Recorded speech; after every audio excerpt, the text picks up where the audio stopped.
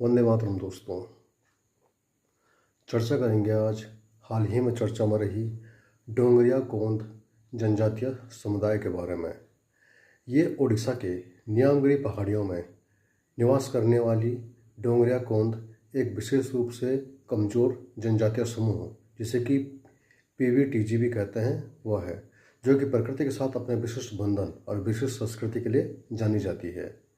यह जनजाति पहाड़ों के देवता नियाम राजा की पूजा करते हैं और स्थानांतरित खेती अर्थात चल खेती करते हैं।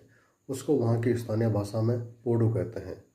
वे एक प्राचीन द्रविड़ भाषा कुई को बोलते हैं और पीढ़ियों से गीत और नृत्य की मौखिक परंपराओं के माध्यम से अपने पूर्वजों के ज्ञान को संजोते हैं। सबसे महत्वपूर्ण बात कि जो उनकी भाषा कुई भाषा है उसकी कोई लिपि नहीं है। कुई भाषा की कोई लिपि नहीं है।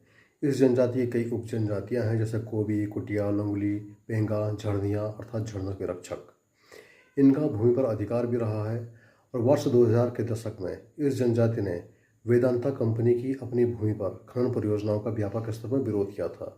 यह विरोध वर्ष 2013 में एक ऐतिहासिक सर्वोच्च न्यायालय के फैसले में तब्दील हो गया, जिसमें सर्वोच्च न्यायालय ने ग्राम सभा को अपनी भूमि पर खनन परियोजनाओं को अस्वीकार करने का संवैधानिक अधिकार दिया था।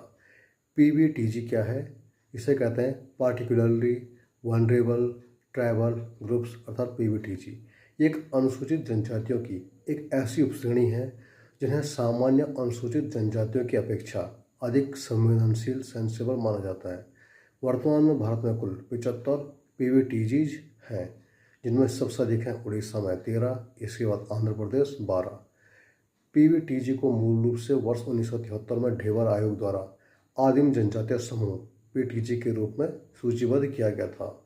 उसके बाद वर्ष 2006 में भारत सरकार द्वारा इसका नाम बदलकर पीवीटीजी कर दिया गया।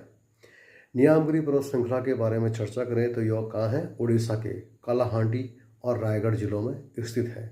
इसकी सीमा जुड़ती है करालपट वन्यजीव अभ्यारण्य से और कोटगढ़ वन्यजीव अभ्यारण्य से।